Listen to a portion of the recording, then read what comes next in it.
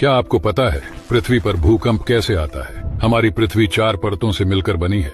सबसे ऊपरी परत का नाम है क्रस्ट, दूसरी मेंटल, तीसरी आउटर कोर और चौथी इनर कोर। क्रस्ट परत की मोटाई लगभग 50 किलोमीटर है, जो अलग अलग परतों वाली प्लेटों से मिलकर बनी है, जिसे टेक्टोनिक प्लेट्स भी कहा जाता है। जब ये प्लेट्स आपस में टकराती है, रगड़ती है या फिर एक दूसरे से दूर जाती है, तब जमीन हिलने लगती है। इसे ही भूकंप कहा जाता है और इसी भूकंप को मापने के लिए रिक्टर स्केल का इस्तेमाल किया जाता है। और आपको साइंस में दिलचस्पी है तो हमारे साथ जुड़े रहिए।